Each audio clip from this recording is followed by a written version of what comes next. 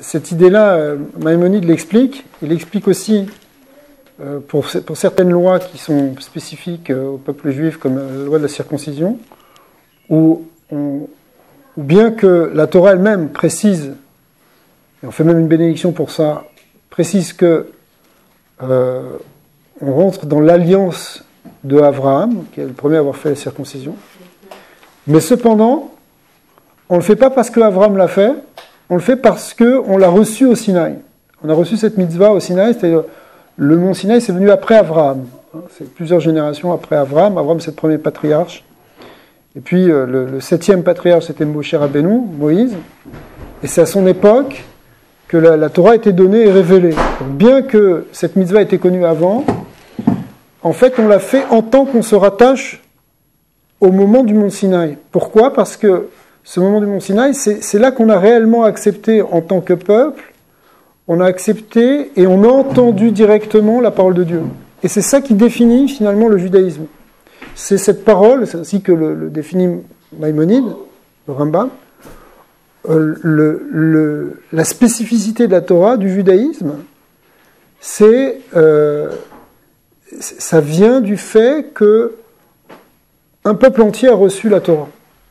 Alors, ce qu'on dit pour le peuple juif, c'est vrai aussi pour les nations. C'est-à-dire que les nations, elles se rattachent aux 7 mitzvot qui avaient été donnés préalablement à Noé, mais pour autant, quand elles le font parce que ça a été renouvelé et ça a été donné à Israël au mont Sinaï, et parce que Dieu a contracté son alliance à ce moment-là, c'est pour ça que finalement, les nations vont faire les 7 mitzvot. Donc bien sûr, c'est les 7 mitzvot qui étaient connus depuis Noé, mais il y a toujours un rattachement au Sinaï. Ce qui est intéressant, qu'est-ce que ça change ? Qu'est-ce que ça change ? Puisque l'important, c'est de faire 7 mitzvot.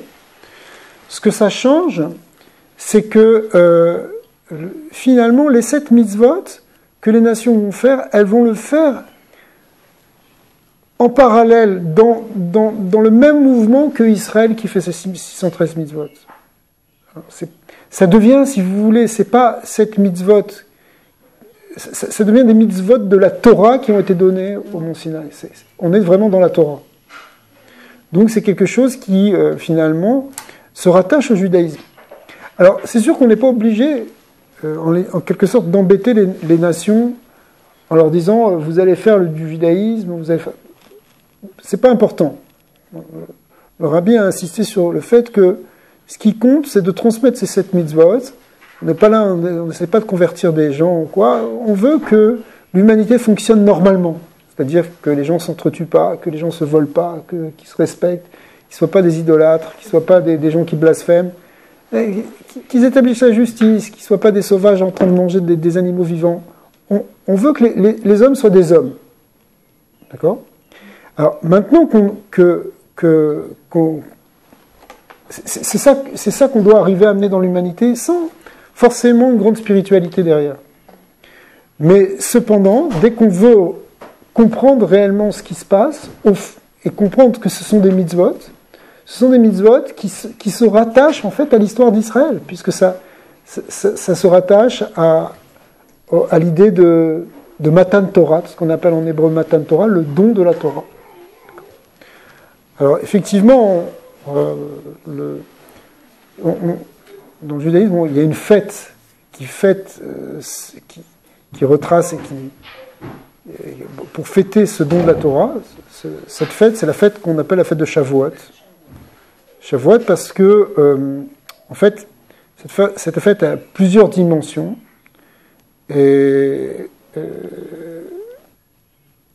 Mais les sages l'ont vue comme étant la fête où on célèbre le don de la Torah. Pourquoi ? Parce que on le fait au moment, à la date anniversaire, du don de la Torah. Bien que dans la Torah, quand on parle de la fête de Shavuot, c'est pas spécifiquement relié officiellement au don de la Torah, puisque c'est lié plutôt à l'idée de 7 semaines, des semaines qu'on doit compter, ce qu'on appelle une mitzvah du Homer, qui est une mitzvah spécifique qui parle sur les céréales et sur les récoltes. Mais en réalité, ces récoltes qui viennent au printemps et qui finalement trouvent leur point culminant dans ce jour de Shavuot, où ce qu'on appelle Chag HaKatsir, le moment où on célèbre les moissons, d'accord. En réalité, derrière tout ça, il y a quelque chose qui est plus profond, qui est l'idée du don de la Torah, qui s'est passé justement ce jour-là, qui est en fait, au fond, le 50e jour après la fête de Pessah. Donc la fête de Pessah, c'est la sortie d'Égypte. Hein, le peuple d'Israël est sorti d'Égypte le 15 Nissan, enfin c'était le jour de la fête de Pessah. Et la fête de Pessah rappelle cette sortie d'Égypte. Et puis 50 jours après exactement, les enfants d'Israël ont reçu la Torah au pied du mont Sinaï. Ils sont arrivés quelques jours avant. Et puis après, ils se sont préparés. Ils ont fait une préparation intérieure, extérieure. Extérieure en se purifiant, intérieure en faisant un travail d'acceptation, se préparer et dire d'emblée, avant même que Dieu donne la Torah, déjà quelques jours avant, ils ont dit tout ce que Dieu dira, on le fera. Donc ils ont transmis à Moïse, qui est monté au mont Sinaï. Il a fait plusieurs allers-retours pour transmettre la parole d'Israël et puis pour retransmettre la parole de Dieu. Et puis, ils ont reçu ce fameux 50e jour, qui était le 6 Sivan. Eh bien, les Béné Israël ont reçu la Torah. Bonsoir. Bon, Rabat. Excusez-moi. Non, ouais. Bonsoir. Avec plaisir. Chaque jour de Homer, les peuples d'Israël avaient des mouvements spirituels. Oui, exactement. Alors, en fait, il y a une idée qui est développée dans les livres de Kabbalah et de Chassidut, c'est que il y a un lien fort entre, d'une part, la fête de Pessah, deuxièmement, la fête de Shavuot qui est donc 50 jours après, ce qu'on vient de l'expliquer, et puis le travail qu'on fait pendant les 49 jours qui sont entre ces 50 jours. Ce travail-là, il correspond dans la Torah à une mitzvah, qui est la mitzvah qu'on a l'habitude d'appeler la mitzvah du Homer, qui correspondait à l'époque du Temple à une mitzvah où on allait chaque jour moissonner une petite quantité d'orge dans des champs qui étaient au pied de Jérusalem. Et puis il y avait une grande procession qui était faite pleine de joie, les gens chantaient, dansaient, et on amenait cette moisson, cette quantité de quelques litres en fait, on l'amenait jusqu'au temple. Et là-bas, le temple, on chantait, on dansait, et on balançait littéralement cette offrande devant l'autel.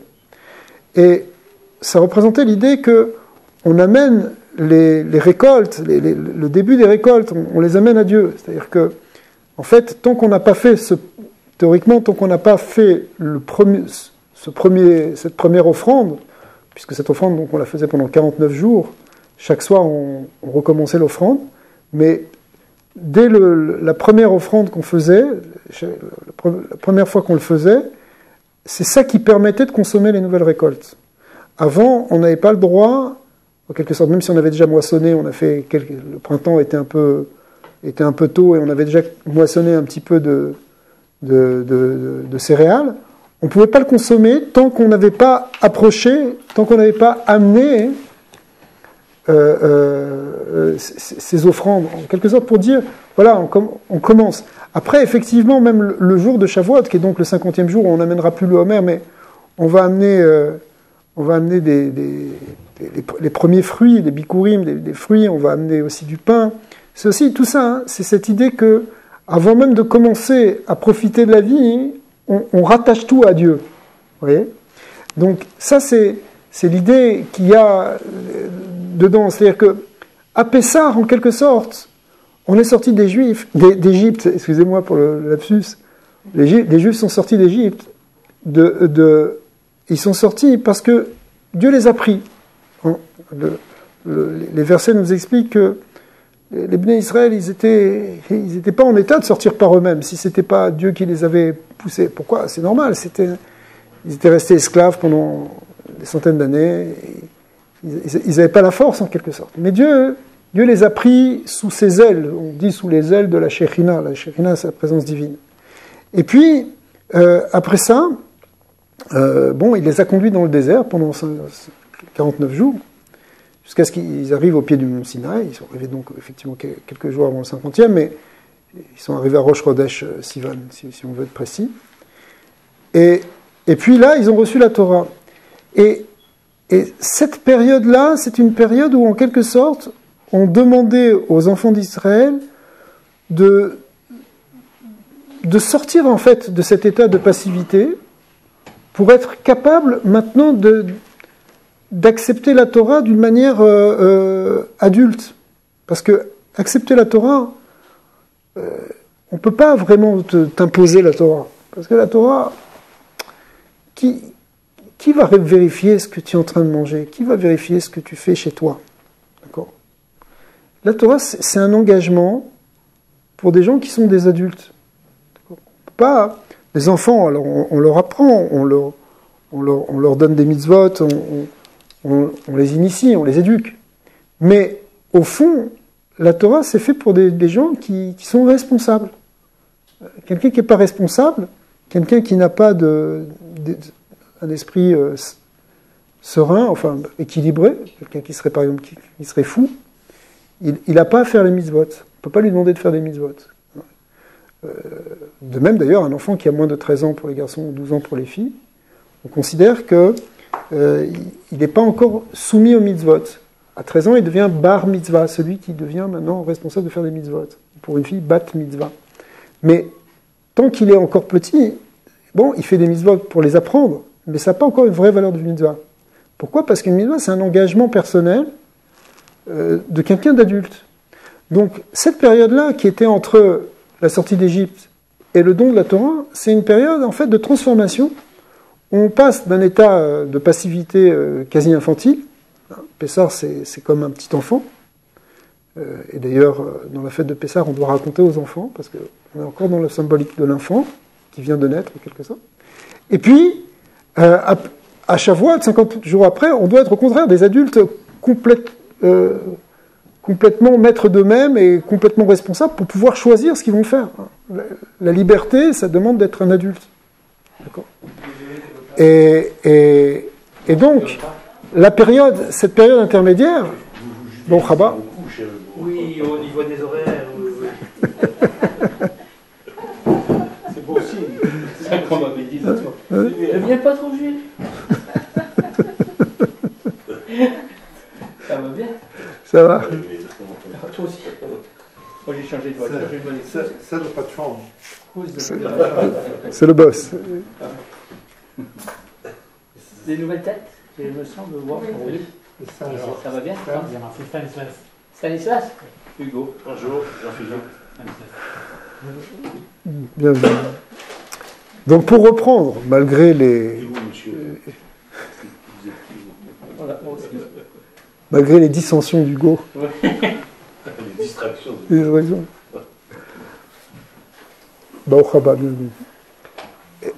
La période qui est intermédiaire entre la fête de Pâques et la fête de Shavuot, elle représente quelque chose de fondamental. Elle représente l'idée de travail sur soi pour arriver à se transformer, pour arriver à devenir des gens responsables. La Torah, attention, c'est pour ça que c'est très important, mais je crois que vous l'avez déjà tous compris, c'est quelque chose qui est... c'est quelque chose de sérieux, et c'est quelque chose qui... où on demande une participation active et responsable de l'homme. C'est pas que l'homme est complètement passif par rapport à Dieu, qu'il est soumis et qu'il fait rien, et qu'il attend que ça se passe. L'homme s'engage. Il y a un engagement, en fait. La Torah, d'une certaine manière, elle attend des hommes, elle attend qu'on soit des hommes. Bon, des hommes et des femmes, qu'on soit des hommes. Ça, c'est très important. On ne doit pas être des robots, on n'est pas des machines, on n'est pas des animaux, on n'est pas des anges non plus, on est des hommes. C'est-à-dire des gens qui sont finalement dotés du libre arbitre, mais pour avoir le libre arbitre, c'est-à-dire la vraie liberté, il faut être maître de soi. Parce que si on n'est pas maître de soi, on est soumis à telle ou telle dépendance, à tel ou tel trait de caractère qu'on ne maîtrise pas, et du coup, en fin de compte, on n'est pas libre.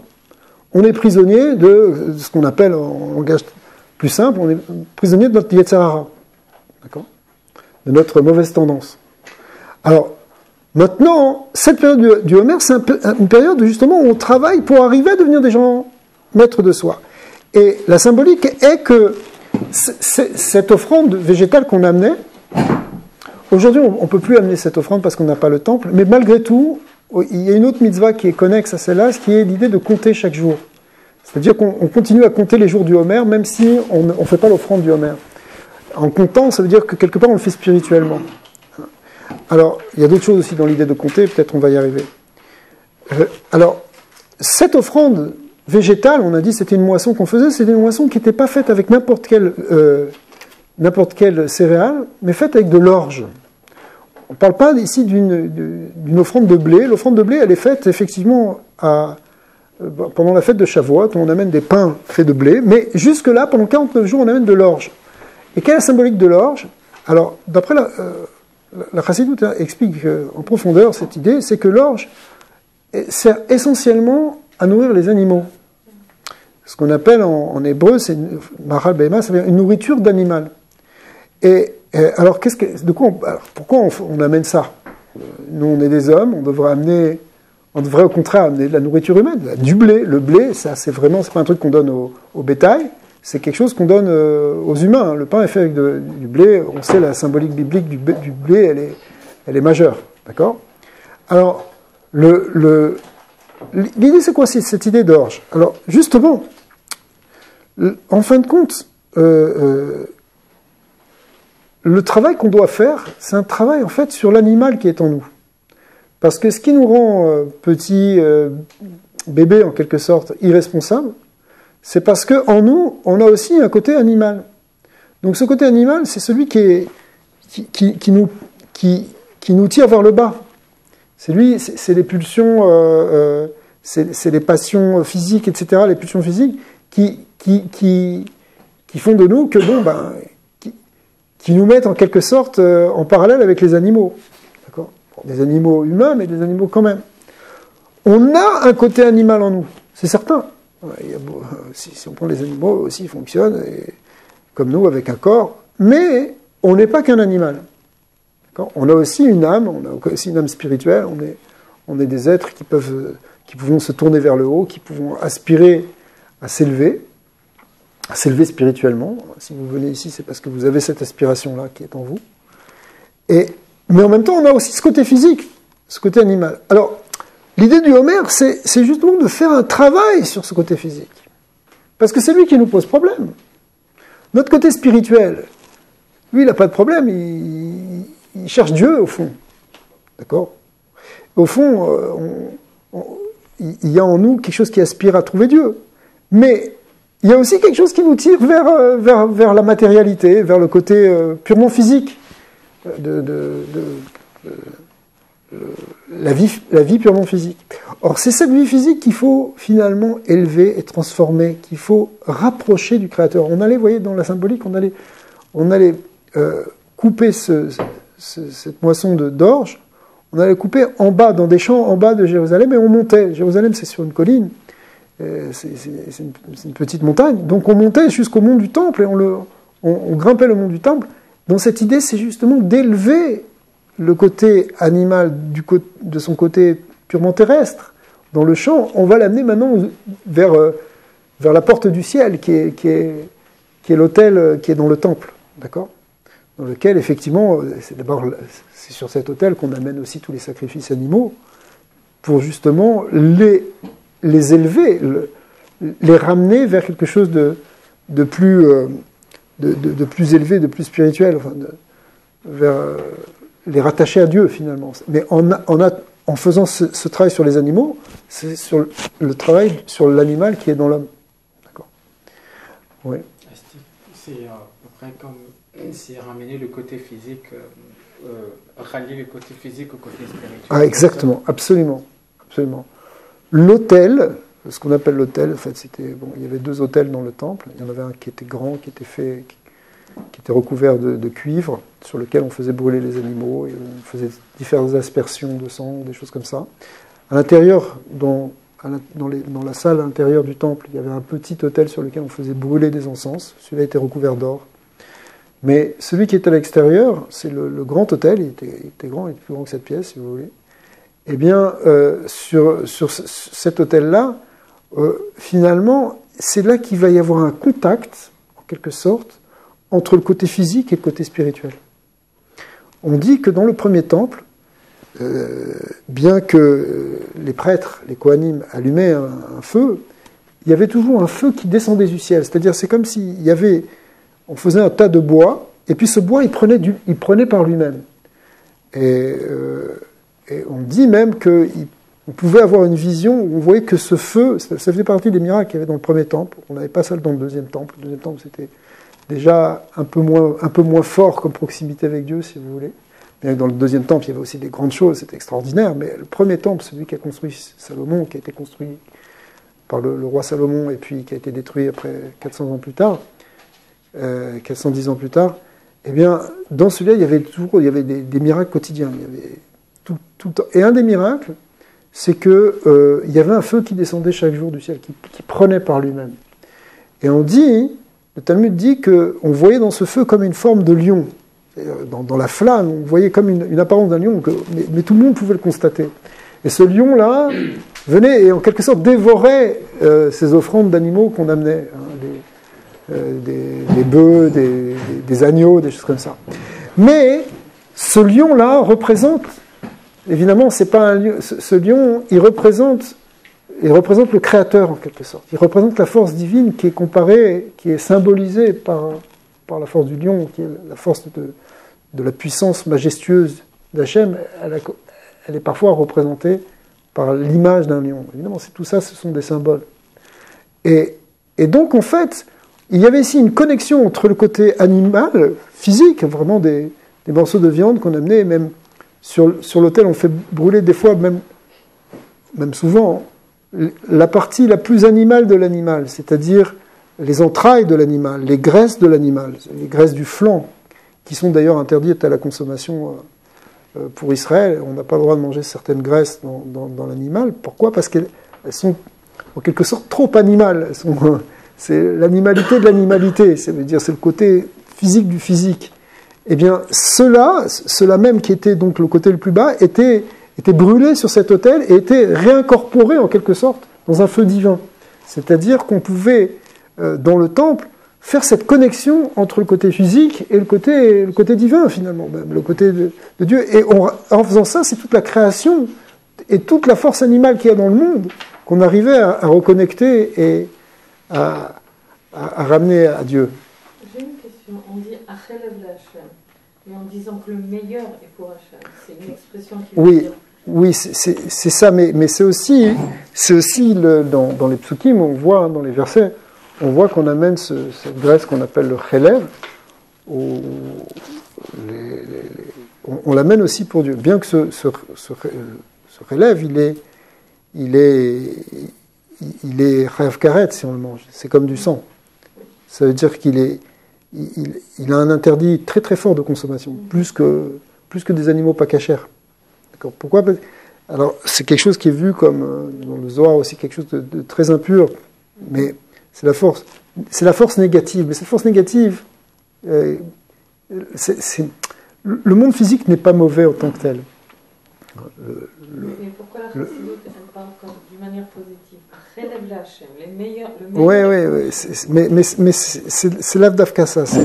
C'est l'avdavka sur cette graisse-là. Mais c'est comme un jeu de mots qu'on est en train de faire. Okay. Mais l'idée, c'est que normalement, on doit amener le meilleur pour Dieu. Alors, c'est le meilleur. C'est aussi une certaine... Bon, Chassidut, on explique que le côté animal, dans sa source, à l'origine, il vient d'un niveau très élevé. Quelque part même plus élevé que l'homme. Ouais. Pas que les hommes sont inférieurs aux animaux, mais dans la source, si vous voulez, dans le monde d'en haut,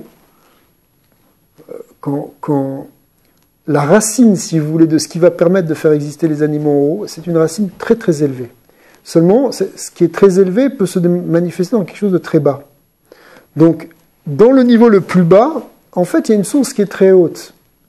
Et quand on la ramène quand on la ramène vers ce créateur, alors finalement, on ramène toute la création, on ramène même le plus bas dans la création, on le ramène dans sa source la plus haute. D'accord?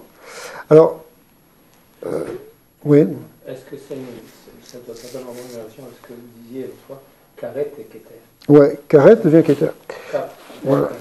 Ouais. Ouais, exactement, c'est une permutation. Alors, c'est ça exactement. Mais, si vous voulez, pour nous, ça veut dire quoi? Parce que bon, là, on n'a pas de temple, on n'est pas en train de faire des offrandes. Bien que d'ailleurs, puisque il faut savoir que les Bnei Noach étaient invités, quand ils voulaient, à faire des offrandes au temple. Donc, nous, on est certain qu'il y aura un troisième temple. Le troisième temple, il n'est pas simplement pour Israël, mais pour les Bnei Noach aussi. N'importe quel Bnei Noach qui veut amener un sacrifice de remerciement, un sacrifice à Dieu, il peut offrir. D'accord? Alors, maintenant, mais seulement, bon, maintenant on n'a pas le temple. D'accord? Et finalement, alors, malgré tout, il y a quelque chose qui continue de perdurer à un niveau spirituel. Et d'une certaine manière, on peut en faire quelque chose, nous. C'est-à-dire que le travail qu'on va faire sur nous-mêmes pour maîtriser nos pulsions animales, par exemple, le travail qu'on va faire sur son alimentation, le travail qu'on va faire sur tout ce qui est physique, en quelque sorte, c'est quelque chose qui peut nous rapprocher de Dieu. C'est comme un sacrifice à Dieu, en quelque sorte. Les maîtres nous disent qu'une table, la table, c'est l'endroit où on mange, c'est un hôtel. C'est déjà l'hôtel, tu as un hôtel chez toi. Ok, le temple n'est pas là, tu ne peux pas aller à l'hôtel du temple, mais tu en as un chez toi, c'est ta table. Comment tu manges? Est-ce que quand tu manges, tu fais que quelque chose de physique? Tu fais que quelque chose de... l'animal aussi, il va manger. En même temps que toi, tu es en train de manger, dans son étable, il est en train de brouter aussi. D'accord? Donc, est-ce que toi, tu fais comme l'animal? Ou est-ce que tu vas mettre une pensée dans ce que tu fais? Est-ce que tu vas penser que tu manges en réalité pour servir ton Créateur? Tu manges pour prendre des forces, pour faire du bien dans le monde. Pas simplement parce que tu manges, parce que c'est bon, parce que tu as envie de bourrer ta panse. Or, au fond, on a tous ce côté qu'on veut manger parce qu'on veut remplir notre panse. On a tous un animal en nous.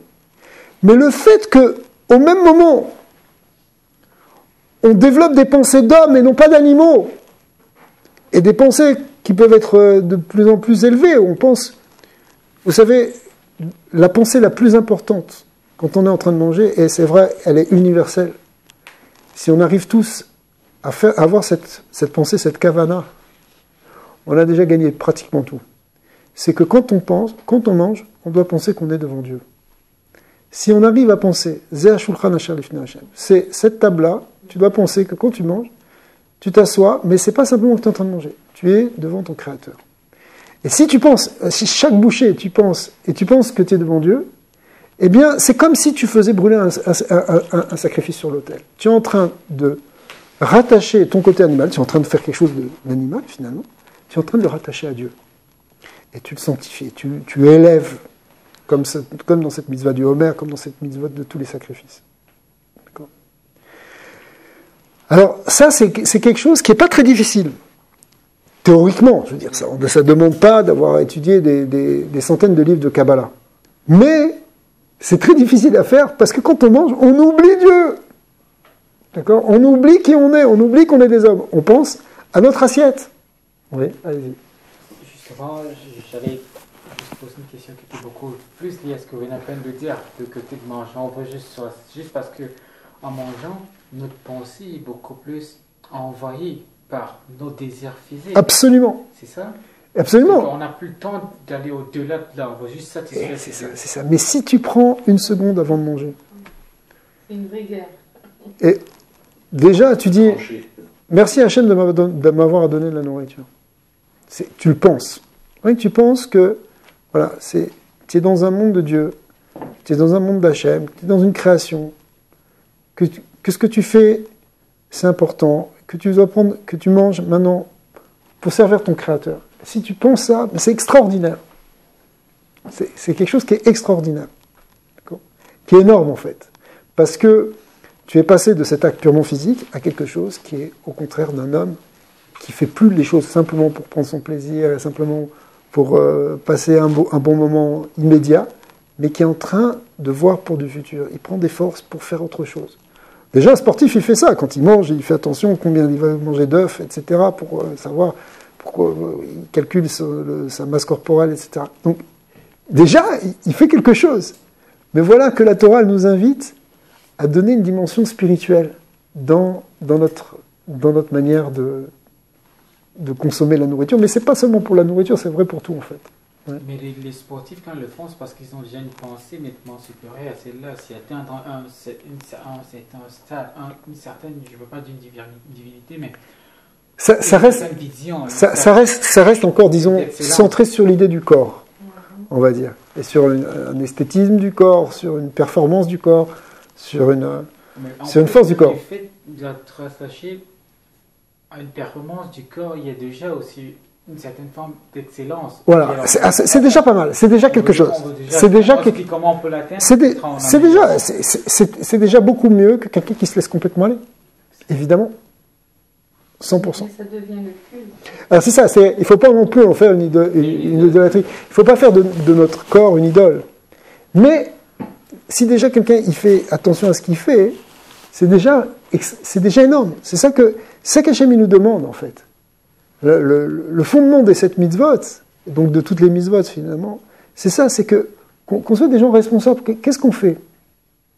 Quand quelqu'un il tue, c'est parce qu'il pense qu'à lui. Quand quelqu'un il vole, c'est parce qu'il pense qu'à lui. Ouais. Quand quelqu'un il est injuste, c'est parce qu'il pense qu'à lui. C'est le monde lui doit la justice à lui et il lui doit rien aux autres.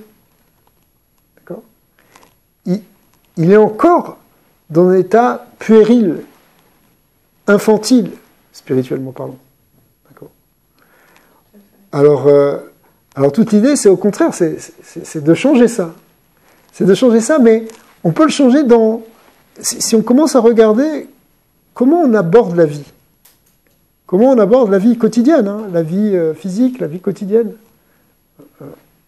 Parce que chacun, il peut se connaître, il sait où il est finalement. Alors, il y a un travail qui ne se fait pas de manière immédiate, parce que comment tu peux changer d'un coup à l'autre? Aujourd'hui, tu as peut-être fait un effort, et demain, tu vas retomber sur ton assiette. D'accord? C'est sûr. Mais c'est pour ça que la Torah, ici, elle nous propose de faire un travail dans le temps. On fait un travail spécifique pendant 49 jours où on a amené cette offrande. La Torah nous parle de ces 49 jours, de ces 7 semaines. Mais en fait, au-delà de ces 7 semaines, c'est tous les jours qu'on fait un travail. C'est un petit travail, c'est un travail, le travail sur soi, c'est un travail qui se fait étape par étape. C'est un peu un travail de fourmi. On fait des petites choses, des petites choses, des petites choses, des petites choses. Mais à la fin, ces petites choses peuvent transformer notre existence, peuvent transformer notre monde. C'est l'idée qu'il y a dans les mitzvot. C'est-à-dire que les mitzvot, c'est des choses, bon, on fait une mitzvah, et encore une mitzvah, et encore une mitzvah. Mais c'est la somme totale de ces mitzvot qui va faire changer les choses. Il y a une image qui est donnée dans certains livres, c'est comme quand on veut couper un arbre. Disons que si on veut travailler sur notre Yetzara, c'est comme on veut couper un arbre. Mais quand tu coupes un arbre, tu mets un coup de hache, et encore un coup de hache, et encore un coup de hache, et il n'y a rien qui bouge. Hein. Ton arbre, il est toujours aussi solide, et tu mets encore, et tu mets encore, et tu mets encore. Quelqu'un peut se décourager. Il a mis 200 coups de hache, et il a fait des petites entailles, mais l'arbre, il ne bouge pas. D'accord ? Mais jusqu'à un moment où finalement, il va donner un coup qui sera décisif, et il va faire tomber l'édifice, enfin l'arbre. Et bien c'est un peu pareil. C'est-à-dire que nous, on pourrait se décourager en se disant, mais ce qu'on fait, on ne voit aucun résultat. On ne voit pas de résultat. Je tape, et je tape, et je tape, et je tape, et je tape, et je suis toujours le même morceau de bois. D'accord ? J'ai jamais changé. Mais en réalité, c'est pas vrai. Il y a une entaille qui se fait, il y a un travail en profondeur qui se fait. On creuse pour laisser une place à Hachem en nous-mêmes, si vous voulez, pour donner une image. Eh bien, ce creux qu'on fait, un jour, il va payer. C'est pour ça qu'il ne faut surtout pas se décourager. Et il faut savoir que ça prend du temps. Ici, le rythme de temps qui est donné par la Torah, symboliquement de 7 semaines, une semaine, c'est un cycle de temps. C'est un cycle de temps, puisque Dieu a créé le monde en 7 jours. Après, on recommence un autre cycle. Mais quand il y a 7 fois 7 semaines, ça veut dire c'est un cycle, c'est un grand cycle de temps. 7 fois 7, ça fait 49, plus 1, c'est 50, c'est l'idée de jubilé. C'est l'idée, c'est le grand cycle de la vie, si vous voulez. C'est le grand cycle cosmique, le grand cycle de notre être. Ça veut dire, la Torah elle nous dit, regarde, tu vas travailler sur le long terme. On est en train de travailler sur le travail qu'on fait, c'est un travail sur le long terme. La pire des choses, c'est de se décourager en disant, bon, bah, ça c'est pas pour moi, j'ai essayé, tout ça, mais j'arrive pas. J'ai essayé, mais j'ai pas eu de résultat. Dans le monde moderne dans lequel on vit, où on n'a pas le temps, justement, on ne prend pas le temps, il faut avoir des résultats tout de suite. Si on n'a pas de résultats tout de suite, c'est que c'est pas efficace, c'est que ça ne nous intéresse pas. On n'a pas le temps on peut pas perdre son temps avec une méthode qui ne marcherait pas. Mais en fait, c'est pas comme ça. La vie, elle est faite pour être remplie jour par jour et jour après jour. On voit que, on dit sur Abraham, le premier patriarche d'Israël, Abraham, la Torah nous dit que, bon, il a vécu 175 ans, bon, à l'époque il vivait un peu plus longtemps, mais qu'il est arrivé âgé dans ses jours, Zaken Baba Yamin, il est arrivé âgé dans ses jours, et c'est une expression qui est un peu bizarre en hébreu, même en français. Si tu es âgé, bon, bah, ça veut dire que tu as passé des jours. Et la Torah nous dit que cette expression vient signifier qu'il a totalement rempli les jours de sa vie. C'est-à-dire que lui, en tout cas, nous peut-être pas, mais lui, en tout cas, il a réussi à utiliser le temps au mieux, enfin, à remplir son temps. Remplir le temps, c'est remplir chaque jour, chaque heure, chaque seconde. Bon, il faut pas être non plus, je veux dire, il faut pas faire du temps quelque chose une obsession. Il y a des gens qui sont obsédés par le temps, pas perdre de temps, etc. Ça peut être aussi trop, mais remplir son temps de manière efficace et profonde, c'est quelque chose qui est fondamental en fin de compte. Le Rabbi Lubavitch faisait très attention à utiliser son temps au mieux, aussi bien dans l'organisation de la journée que dans l'organisation de l'année. Il y a une idée, et de la vie finalement, comment arriver à gérer son temps. C'est la plus grande... Pour certains, ça peut être la plus grande difficulté. Mais c'est ça le message qu'il y a dans cette période du Homer. C'est d'aller chercher la qualité qu'il y a dans le temps, la qualité qu'il y a dans le Zman, dans le temps. Il faut arriver à chercher le meilleur dans chaque temps. Et il y a des temps qui sont différents. C'est pour ça que quand on dit que Dieu a créé le monde en 6 jours, enfin le 7e il s'est reposé, donc en 7 jours, et chaque jour, il est différent, pas parce qu'il vient en 2e ou en 3e. Le premier jour dans la Torah, c'est le dimanche. Hein. Dimanche, c'est le premier jour. Ensuite, c'est le lundi, jusqu'au samedi, jusqu'au Shabbat. D'accord ? Mais, en fait, ce qu'il y a dans le dimanche, c'est pas la même chose qu'il y a dans le lundi, dans le mardi.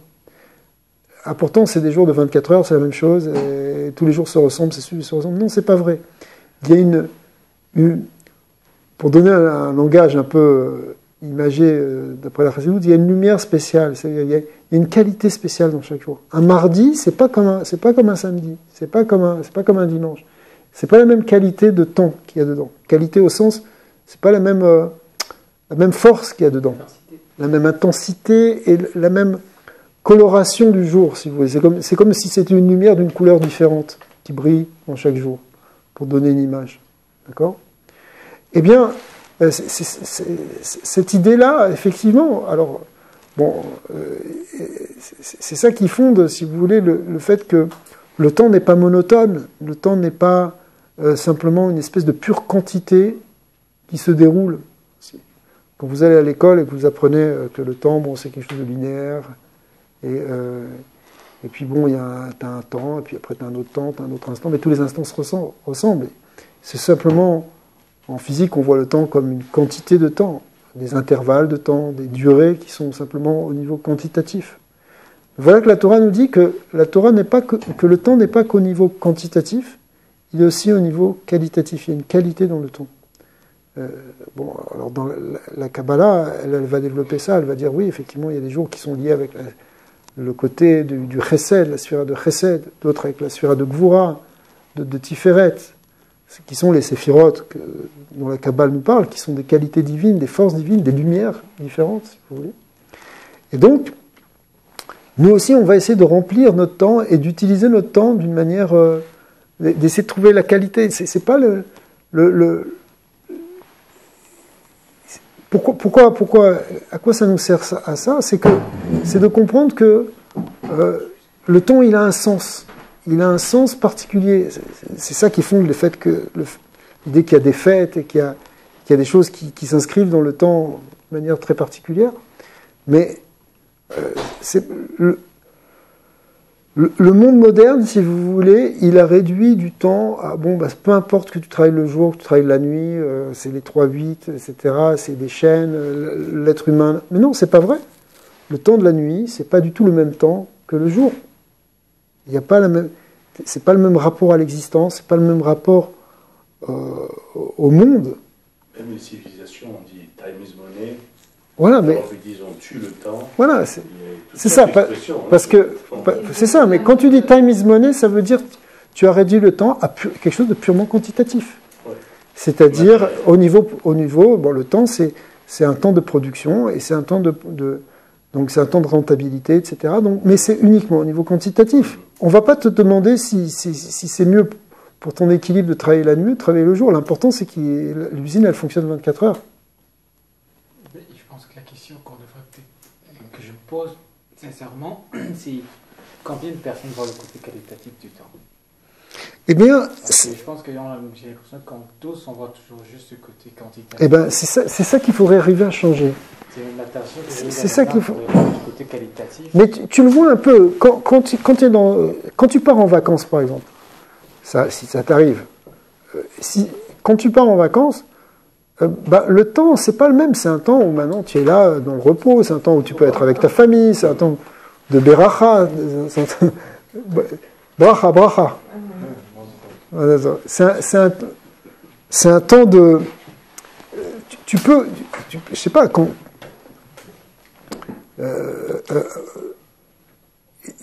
C'est ça l'idée en fait, qu'il peut y avoir une dimension sacrée dans le temps.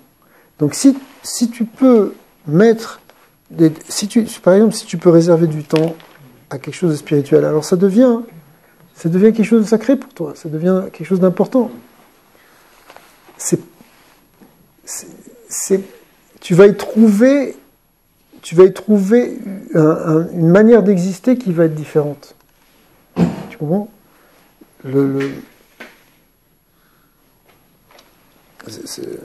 C'est ça qu'il faudrait arriver à trouver en fait. Sanctifier le temps. Oui, ça devient finalement une forme de sanctification du temps, d'élévation du temps. Mais sans employer des trop gros, des mots trop forts. Parce que, effectivement, par exemple, c'est l'idée de sortir, si vous voulez, d'une vision purement quantitative des choses. Où finalement, ça n'a pas d'importance et rien d'important. On a besoin d'avoir un rythme qui soit aussi une forme de rituel personnel, en quelque sorte. D'accord. Sinon, on voit que c'est un des gros problèmes de notre civilisation. C'est un problème majeur parce que le dérèglement qu'il y a dans le monde et le fait qu'il y ait tellement de choses qui sont complètement folles avec des gens qui deviennent fous, en quelque sorte, ça vient justement du fait qu'il n'y a plus de sens, plus rien n'est... On n'est plus dans la création, on n'est même plus rattaché à la terre, ni à la terre ni au ciel. On sort, on ne regarde même pas. Donc, dans quel monde on vit? On vit dans un monde artificiel. Au départ, ça avait commencé avec l'électricité. Aujourd'hui, tout est virtuel. Où est notre rapport au monde? Et donc, où est notre rapport à Dieu?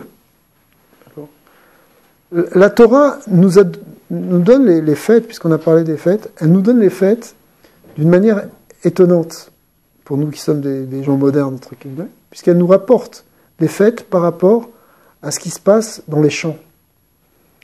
le Chag HaKatsir, Chag HaAsif, on parle de la fête des moissons, la fête des engrangements pour la fête de Sukkot. Or, nous, on n'est pas dans les champs, on vit une vie moderne, urbaine, etc. Et pourtant, on essaie de faire des fêtes, on essaie de faire des choses, on essaie de se rattacher à quelque chose dans la Torah.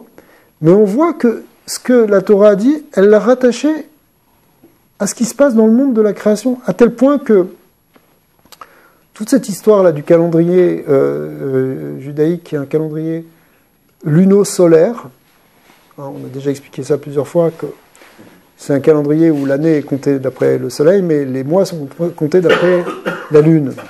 D'accord ? Donc, pour arriver à rééquilibrer ce calendrier, il faut régulièrement rajouter un 13e mois et un 2e mois d'Adar, mais bon, aujourd'hui on le fait parce que le calendrier il est établi, mais à l'époque du Temple, c'était établi par des témoignages, et par des témoignages qui étaient basés sur quoi ? Qu'est-ce qui faisait qu'on rajoutait un 3e mois, un 13e mois ? En fait, on regardait la nature. Si les signes du printemps étaient là, on n'avait pas besoin de rajouter un 13e mois. Mais si les signes du printemps n'étaient pas encore là, on rajoutait un 13e mois pour que le mois de Nissan, qui va être le premier mois de l'année, qui va suivre ce 13e mois, tombe pendant le printemps. Pourquoi ? Parce que la Torah a appelé le mois de Nissan et le mois de la fête de Pessah, elle a appelé ça Chodesh Aviv, le mois du printemps.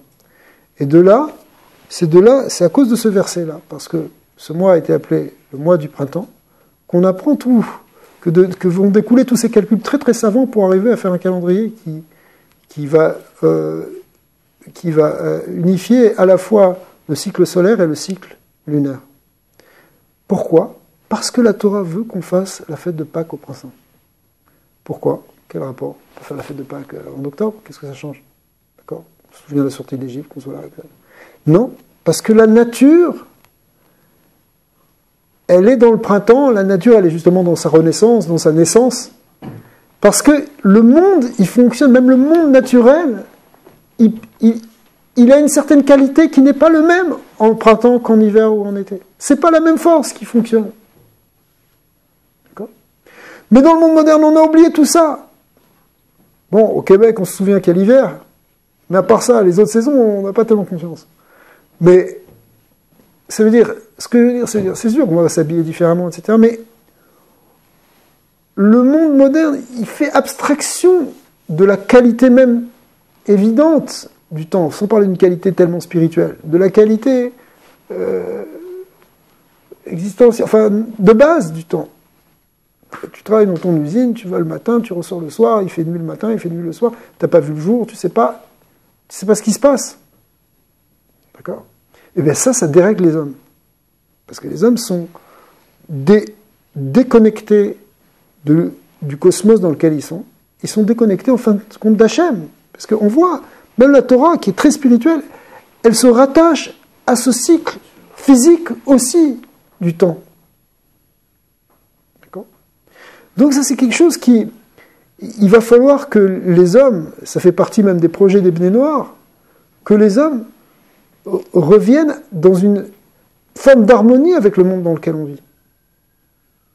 Si on déracine l'homme de ça, tu fais naître des enfants dans des cités qui connaissent que des télés, qui n'ont jamais vu de l'herbe, qui voient que du ciment, etc., qui ne savent pas ce que c'est qu'un animal, ils voient simplement un poisson pané carré, etc. Eh bien, tu es en train de préparer une génération qui va être complètement déjantée et qui va pouvoir aussi faire sortir de la violence, etc. Pourquoi ? Parce que l'homme est déraciné du monde dans lequel il est. Donc où il vit, donc après tu as des gens qui sont malades de dépression, tu as des gens qui sont malades de toutes sortes de choses, qui sont les problèmes modernes. D'accord ? Mais c'est pour ça aussi, c'est ça, faire attention au temps. Dans quel temps on vit ? Il faut qu'il y ait un rythme biologique. Ça, c'est de base. Et après, effectivement, la Torah, elle superpose à ce rythme biologique de l'univers, elle superpose les mitzvot dedans. le temps des mitzvot, le temps des fêtes, par exemple. D'accord ? Mais elle le rattache à ça. Donc, ça fait partie aussi de cette idée de faire attention au temps. On doit retrouver, c'est des choses, c'est des choses évidentes, on n'a pas besoin d'un cours de Torah pour le dire, mais au fond, c'est tellement problématique si on ne fait pas ça, que ça peut amener des catastrophes en réalité. Des vraies catastrophes humanitaires. Alors, ça fait partie de l'idée de comprendre qu'on est dans le monde d'Hachem. On vit dans un monde où il y a un propriétaire, c'est Hachem, et c'est lui qui a créé le temps, et c'est lui qui a créé les astres, et c'est lui qui a créé tous ces cycles des saisons. Ouais. Et voilà, tout ça, ce sont des choses qui sont importantes. Quand la Torah elle nous dit, souvent dans les textes de Torah, vous allez voir qu'on compare l'homme au soleil et la femme à la lune. Alors évidemment, c'est le côté de la lune, il représente le côté féminin, le côté qui reçoit la lumière du soleil. Et le côté masculin, c'est au contraire, le côté du soleil, c'est le côté qui rayonne, c'est l'être qui se manifeste, le côté masculin. Mais en fait, on voit que même le rythme des femmes, le rythme biologique des femmes, est relié avec celui de la Lune. Pas simplement symboliquement, mais physiquement. D'accord ? Vraiment un niveau qui d'ailleurs avant était très précis. C'est pour ça que dans la halakha juive où on fait attention justement à des notions de pureté, etc., on voit que on fait très attention à ce qui se passe dans le mois lunaire et dans les dates du mois lunaire. Pourquoi ? Parce que les femmes sont liées avec la Lune au sens physique du terme. D'accord ? Donc, ça aussi, ça fait partie des choses qu'on a oubliées de nos jours. Aujourd'hui, qui pense à la Lune ? Tu penses à la Lune, quoi, quand tu vis ? Tu penses à la Lune ? Tu ne penses pas à la Lune ? Mais voilà, oui, la Torah, elle nous demande, voilà, on compte les jours par rapport à la Lune. Pourquoi ? Par rapport à la Lune, par rapport au Soleil. Parce que la Lune et le Soleil, c'est important. C'est pas simplement des sources d'énergie ou un truc qui donne des coups de soleil. C'est quelque chose qui est vraiment important dans l'existence des hommes. Dans quelle création on vit. Et donc, dans quel temps on vit. C'est ça tout le rapport au rythme. Finalement, le cosmos, enfin, le monde, sont des cycles. C'est des choses qui tournent. La Terre tourne, tourne sur elle-même, tourne tout ça. Et tout ça, ça crée des cycles. Et ces cycles-là, on les a en nous. Les fêtes, elles sont basées sur ces notions de cycle. Mais il y a quelque chose qu'on doit retrouver, on doit retrouver cette harmonie. C'est très très important. Alors bon, je me suis peut-être un peu éloigné du sujet, mais l'idée c'est que on a un travail à faire dans le temps. On a un travail à faire. C'est très à propos parce que le Homer, on compte chaque jour. C'est pas juste une quantité de jours, c'est chaque jour. Chaque jour. Et chaque jour a son importance. Exact. Et chaque jour a une lumière différente. Ouais. Et quand on dit, ça veut dire, il a donc une qualité différente, il a une force différente. C'est pas que simplement on compte des jours parce comme quand tu attends une date, alors tu coches. Tu dis voilà, encore un jour de passé, encore un jour de passé. Voilà, c'est ça. Et après, c'est jour de paye. Mais c'est pas simplement pour ça. C'est justement pour se dire qu'est-ce qu'on peut faire de ce jour-là. Qu'est-ce qu'on peut faire de ce temps. De ce temps précieux finalement. Et qu'est-ce qu'il a de spécial ? Tu peux le faire aussi. Tu peux aussi réfléchir à ça sur des périodes de ta vie aussi. Donc c'est sur des petits intervalles ou sur des grands intervalles. Quand on est au printemps de sa vie, quand on est à l'automne de sa vie, c'est pas la même chose. C'est pas le même. C'est pas le même. Exactement. Exactement. Il semblerait que l'Égypte en soi représente les 49 niveaux d'impureté. Ouais. Et enfin, je suis toujours en train de me poser la question, si on peut avoir un listing, n'est-ce pas, de tous les 49 niveaux d'impureté, et essayer de l'appliquer sur nous-mêmes, n'est-ce pas, pour voir comment est-ce qu'on peut faire. pour se tirer, n'est-ce pas, pendant les 49 jours, pendant ces 49 jours de Homer.